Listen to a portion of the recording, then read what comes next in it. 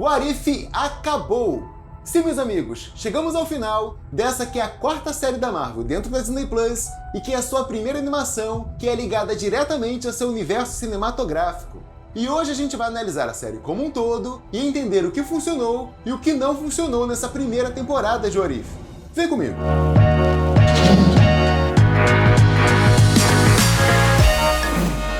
Pois é, meus amigos, chegamos ao final da primeira temporada de What If, série que é inovadora, diferente de tudo que a Marvel já tinha feito até aqui. What If é inspirada numa série de mesmo nome nas histórias em quadrinhos, que brinca com essa ideia de que uma quantidade infinita de universos paralelos, algumas mudanças na linha do tempo de cada universo, provoca mudanças dramáticas na sua história. E tudo isso é narrado por um indivíduo que pertence a uma espécie que permeia todas essas realidades, o Vigia Uatu. Nos quadrinhos, o What If teve a sua primeira edição em fevereiro de 1977, e a edição mais recente foi em outubro de 2018. Mas apesar dessa série da Disney Plus ter o mesmo nome e o mesmo narrador das séries em quadrinhos, as histórias aqui são inéditas e tem tudo a ver com o universo cinematográfico da Marvel e quase nada a ver com as histórias lá dos quadrinhos. Mas antes da gente começar a nossa análise, eu preciso avisar que esse vídeo aqui tá cheio de spoiler de todos os episódios dessa temporada de What If. Então se você ainda não assistiu, corre lá na Disney Plus, assiste e depois volta aqui pra gente continuar nosso papo. E taca logo o dedo aí no like que esse vídeo tá bem legal. Aproveita e assina o canal caso você ainda não seja inscrito e ativa o sininho, que isso ajuda esse canal a crescer e ajuda você também, que vai sempre ser avisado quando sair um vídeo novo por aqui. Mas vamos lá! Logo de cara, o que mais me impactou foi o estilo de animação de What If, que utiliza uma técnica chamada de cel shading, que renderiza uma figura 3D em um estilo de animação que simula o traço em 2D. Eu vi muita gente criticando esse estilo de animação, mas pra mim ele funcionou muito bem nessa série, principalmente porque essa técnica permite simular com perfeição a iluminação e o sombreamento do desenho, justamente porque os objetos já estão em 3D. Eles já possuem as informações de volume, textura, refração e reflexão, o que permite uma interação muito mais precisa com a luz e uma projeção de sombras muito mais realista. E com isso, a gente ganha uma animação muito mais orgânica. E de quebra, todo o processo de animação fica mais barato, porque em muitos casos, eles podem até aproveitar vários objetos 3D que a Marvel já tinha usado nos filmes. Quando eles querem mostrar o Quinjet, por exemplo, é só ir lá no banco de dados do departamento de arte, pegar o modelo 3D daquela aeronave, animar a cena e renderizar. A Marvel já tem os objetos, eles já pagaram alguém para fazer aquele ar amado. Eles não precisam pagar alguém para desenhar tudo do zero de novo, né? E é possível até que eles tenham usado o escaneamento 3D do rosto e do corpo dos atores para fazer essa animação. Porque teve um maluco por aí que fez uma deepfake com o rosto do ator Chris Hemsworth em cima do desenho do Thor nessa série. E ficou igual, mudando basicamente a suavidade dos traços. Sem contar que isso também é uma mão na roda para o diretor de arte, que pode mudar o enquadramento de câmera a qualquer momento. Para mudar o ângulo de visão na animação tradicional, eles teriam que redesenhar toda aquela sequência do zero, o que deixa o processo muito mais engessado para mudanças de última hora.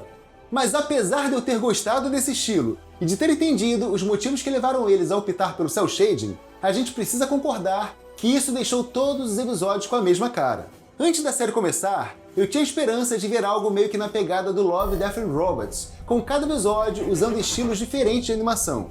O curioso é que quase junto com o lançamento de What If, a Disney Plus lançou também a série Star Wars Visions, que explora exatamente essa coisa de usar animação com estilos diferentes para cada episódio, misturando renderização 3D e animação 2D. Por lá tem até desenho feito a carvão. Ao menos em termos de arte visual, aquela série virou uma obra-prima. Em breve eu vou fazer um vídeo pra gente falar um pouco sobre Star Wars Visions, mas eles só tiveram a liberdade de pirar nos estilos daquela animação porque Visions é realmente uma série de antologia roots, com episódios realmente independentes. Então sim, os motivos que levaram a Marvel a optar pelo cel shading para What If ficaram bem claros pra mim, e é por isso que eu vou dar um ponto positivo para a escolha desse estilo, principalmente pensando que isso pode garantir uma vida útil mais longa para essa série.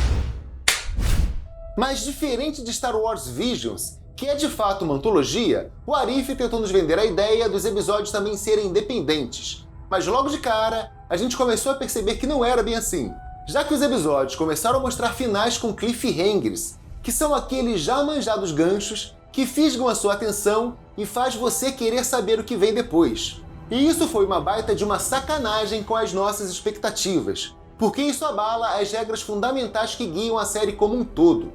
Toda série precisa ter regras muito claras sobre o seu funcionamento mais básico. Claro que a primeira camada das regras de What If é o próprio funcionamento do multiverso. Mas, sem dúvida, deixar bem claro se a série é ou não uma antologia deveria ter sido declarado da forma mais óbvia possível desde o começo. A gente ficou esperando uma conclusão daquele final do Thanos Zumbi e daquela história do Nick Fury recebendo a Capitã Marvel enquanto achava o Capitão América congelado. Mas nada disso foi concluído. No máximo foi mostrada uma cena ou outra quando o Vigia recrutou o pessoal ou quando devolveu a Viúva Negra para aquela realidade.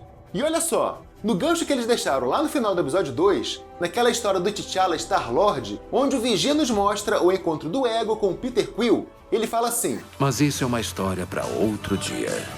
Mas que dia! Eles revisitaram aquela cena por 30 segundos. 30 segundos! Desculpa, Vigia, mas isso é a forma mais preguiçosa de se concluir uma história. A gente só faz uma ideia do que aconteceu ali, mas é óbvio que a gente queria saber mais.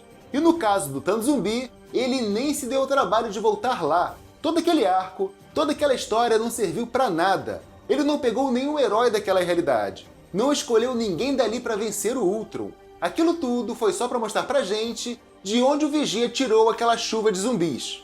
Ou isso foi um baita desperdício de uma história com um enorme potencial, ou é um sinal de que a gente ainda pode revisitar aquela realidade para ver a conclusão daquilo lá. E eu confesso que isso me dá um pouco de medo sobre o que eles estão planejando para a segunda temporada. Porque em um multiverso de infinitas possibilidades, o que a gente quer ver é eles explorarem universos diferentes, variações diferentes das histórias que a gente já conhece, e não ficarem circulando em cima das mesmas histórias já contadas.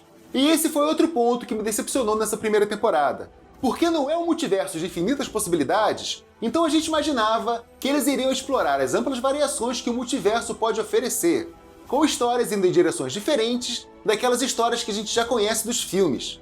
Mas eles optaram em reler as mesmas histórias de um velho livro, trocando apenas algumas palavras do texto. No episódio lá da Peggy Carter, por exemplo, ela ter tomado o super soro no lugar do Steve Rogers não fez tanta diferença assim no final das contas. A história seguiu o mesmo caminho, praticamente só mudou o sexo do protagonista. Não que isso seja um problema, mas imagina, por exemplo, se eles nos mostrassem uma história onde a Hydra tivesse roubado a fórmula original do super soro e apenas eles tivessem criado o super soldado, nos mostrando os efeitos negativos que essas alterações teriam causado naquela guerra e na história daquele universo como um todo. Teria sido muito mais impactante e teria nos mostrado todo o potencial que o multiverso pode oferecer. Mas não, eles optaram por nos mostrar mais do mesmo. Os eventos mudam, mas as histórias seguem praticamente o mesmo curso. O Arif fica nesse chove não molha, de se apresentar como uma série de antologia porém não mútil, enquanto não tem coragem de mergulhar a fundo em todo o potencial que o multiverso oferece. Para mim, esses dois aspectos foram os erros mais graves que essa temporada cometeu, e que precisam ser corrigidos o quanto antes para garantir uma maior longevidade para a série. Um dos grandes méritos do Arif, e que em parte garantiu a alta qualidade das atuações, foi o fato deles terem optado por usar as vozes dos mesmos atores que nós vimos nas telas. Se você, assim como eu, ouviu a série no seu idioma original, você deve ter sentido a mesma sensação de conforto de estar ouvindo aquela voz que acompanha a gente por tantos anos. E isso pode até parecer só mais um detalhe, mas faz toda a diferença para a gente que é fã. E mesmo naqueles casos em que eles não conseguiram trazer os atores originais, eles escolheram vozes tão parecidas que muitas vezes me causaram confusão. O Miranha, por exemplo, o ator Hudson Thames conseguiu fazer uma voz idêntica ao do Tom Holland. And I just sort of flipped in, and I stole Cap Shield, and I was like, hey, what's up, everybody? And then... Hey, just a second! New York, home of the Mets, the Chrysler Building, those ladies from Sex and the City, and now... Ficou igual. Sem dúvida, isso é mais um ponto positivo para a série. Mas ao mesmo tempo em que eles valorizaram a nossa relação com o cast dos filmes, eles mostraram um certo desrespeito com anos de trajetória de alguns personagens do MCU. Nós passamos anos acompanhando as histórias dos filmes e conhecemos a fundo o valor de cada herói e a força de cada vilão. Mas o Arif jogou no lixo a reputação de muitos heróis e vilões desses filmes da Marvel. Uma das maiores vítimas foi o Tony Stark, que sempre foi conhecido por sua inteligência e sagacidade, mas que a série fez questão de matar episódio após episódio, muitas vezes de uma forma até meio idiota. O único episódio em que ele não morre foi aquele que não ficou pronto e foi transferido para a segunda temporada. Então nem dá pra gente considerar ele nessa análise, né? E até o Thanos sofreu com isso. Eles poderiam ter mostrado toda a força da ameaça do Ultron sem precisar nerfar o Thanos daquele jeito, né? Se eles tivessem colocado 3 minutos a mais naquele episódio e tivessem nos mostrado uma luta decente entre o Ultron e o Thanos, isso teria demonstrado um pouco mais de valor pela trajetória do Titã Louco. Mas matar ele daquele jeito, ele que tinha com ele 5 das Joias do Infinito, não dá, né?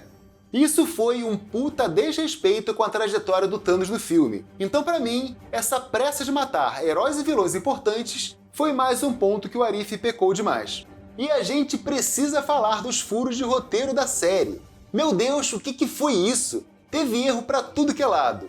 Teve personagem que só tem 4 dedos aparecendo com dedos a mais, teve cidade que estava submersa aparecendo seca, teve a Mjolnir se comportando de uma forma esquisita, tiveram Joias do Infinito que se teleportaram de um lugar para outro sem qualquer explicação. Tudo bem, a gente pode até relevar alguns desses erros em prol do andamento da história, mas personagens que foram destruídos na própria história reaparecendo no final não dá, né? A impressão que dá é que o já tão bem reconhecido Departamento de Continuidade da Marvel estava de férias em Arif, e isso foi mais um ponto que me incomodou bastante na série. Mas se a continuidade estava de férias, o Departamento de Planejamento Futuro estava a todo vapor, porque a Marvel já disse que os acontecimentos dessa série são canônicos e irão entrar pro core do MCU. E o legado que o Arif já deixou para as histórias futuras é imenso. Logo de cara, a gente pode contar com uma participação mais ativa do Watto, que deixou de ser imparcial e abrir mão da sua política de não intervenção para assumir uma postura de protetor do multiverso. E isso muda tudo. Como o multiverso passa a ser o principal teatro onde irá ocorrer os eventos dessa nova fase da Marvel, o Vigia se torna um personagem muito importante para o futuro do MCU. E com certeza vai ter participação-chave nos próximos filmes e séries. O Arif também trouxe para dentro do MCU a Biblioteca de Cagliostro, que teve sua origem lá nos quadrinhos. E essa biblioteca é muito importante para todas as histórias futuras que envolvem magia.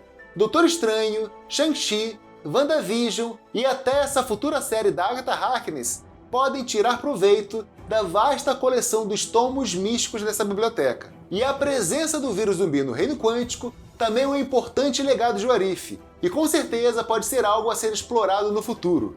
E também passou a ser canônica a existência de ao menos uma cópia da mente artificial do Zola, naquela base lá na Sibéria. E o bacana é que isso realmente significa que quando se arranca a cabeça da Hydra, uma outra cabeça nasce em seu lugar. Então podemos ver novas histórias envolvendo a Hydra no futuro.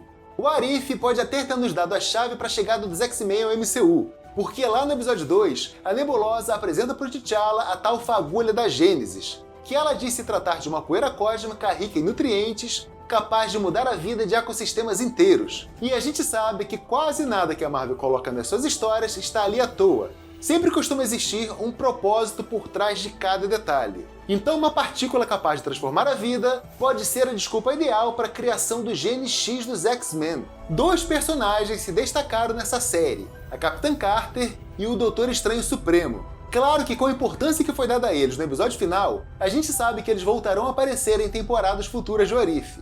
Mas você pode apostar que teremos filmes ou séries live action com a participação desses dois. E esse Doutor Estranho assumiu poderes quase infinitos nessa brincadeira de absorver todas as criaturas mágicas do seu universo. E diferente daquele Doutor Estranho que a gente viu na nossa linha do Tempo Sagrada, esse aqui não parece ser tão ético assim. Então pode ser que ele apareça no futuro como um anti-herói, ou até mesmo como um vilão multiversal barra pesada.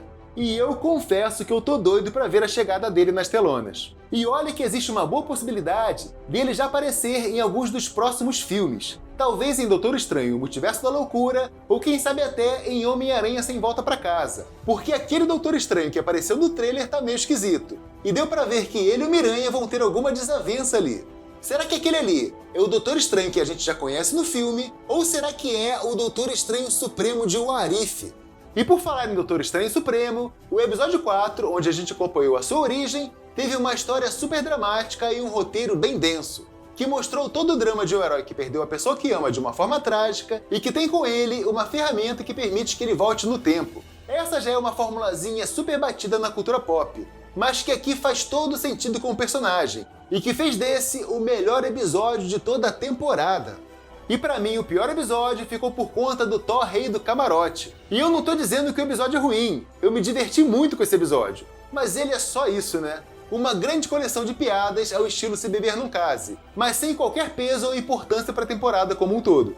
E apesar de todos os erros que o Arif cometeu nessa primeira temporada, eu gostei muito da série. Não tem como negar que ela é muito importante pro futuro dessa nova fase da Marvel. E nesse ponto, a gente pode dizer que ela cumpriu muito bem o seu papel, de mostrar pra gente como o multiverso vai funcionar na prática nessas futuras histórias do MCU.